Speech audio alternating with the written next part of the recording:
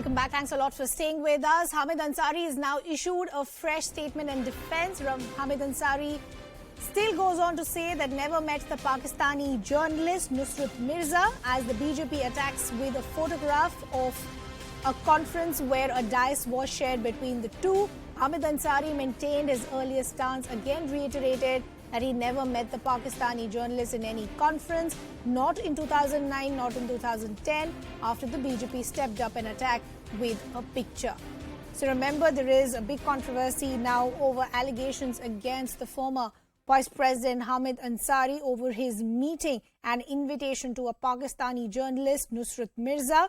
Now the BJP is using a picture of 2009 where they're saying that a dais was shared between the two. Now the organizer of this particular event also has come out and said that the fact that Hamid Ansari today is saying that he didn't know the journalist is far from the truth. Pallavi Ghosh is now back with us. Pallavi, the pressure is only mounting on Hamid Ansari because there are pictures and even the version of the organizers which is very different from what Hamid Ansari is claiming.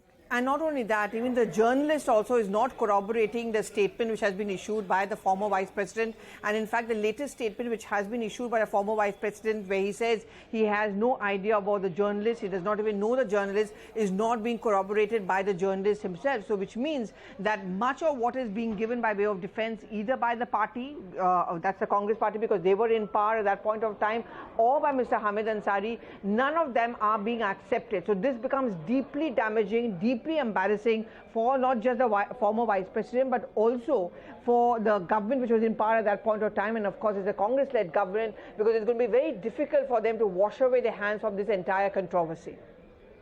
Pallavi, I want to understand for the benefit of our viewers, why was this meeting or invitation or whatever happened between this Pakistani journalist and Hamid Ansari problematic? What is the fear or what were the secrets that is feared that he possibly could have taken from India? The allegation which goes is that the journalist concerned, Nusrat, we are talking about, did have deep links with ISI. It was actually carrying forward the agenda of Pakistan.